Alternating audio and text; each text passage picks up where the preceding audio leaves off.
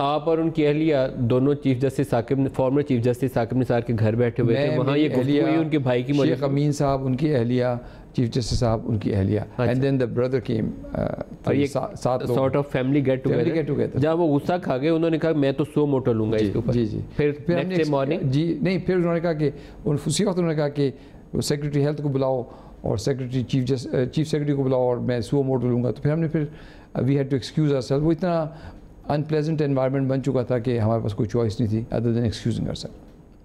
तो यहाँ से उस सो मोटो की यहाँ से वो ट्रिगर हुआ एक्चुअली। फिर उसके चंद 2 हफ्ते के बाद मेरा ख्याल है वो एक्चुअल फॉर्मलाइज हो गया। फिर आपका नाम BCL पे आ गया, फिर बोर्ड को भी हटा दिया उन्होंने, एक एडहॉक कमेटी बिठा दी, और फिर वो मामला अब जो फरवरी 2019 का ऑर्डर है सुप्रीम कोर्ट का, वो पहले वाले ऑर्डर्स की कम्प्लीटली नफ़ी कर देता है। तो इसमें क्या चीज़ फ़र्क हुई जो पहले कोर्ट देख रही थी अब उसे नज़र नहीं आई, या अब उसे लगा कि मुख्तलिफ तरीके से देखा उसने?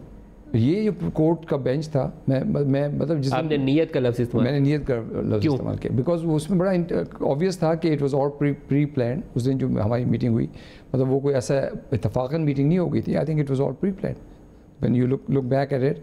और मेरा ख्याल है ये एक बहुत बड़ी माफिया है डॉक्टर्स की और दूसरे लोगों की, जो कि हमारे अदारे के ख़िलाफ़ है, जो कि ये डायरेक्टली उनकी कॉन्फ्लिक्ट ऑफ इंटरेस्ट है प्राइवेट प्रैक्टिसेस वगैरह के साथ। तो मैं तो बड़ा क्लियर हूँ अपने माइंड में कि ये कोई हुस्न इत्तफाक नहीं था, ये तो एक बड़ा प्लान मूव था एक्चुअली।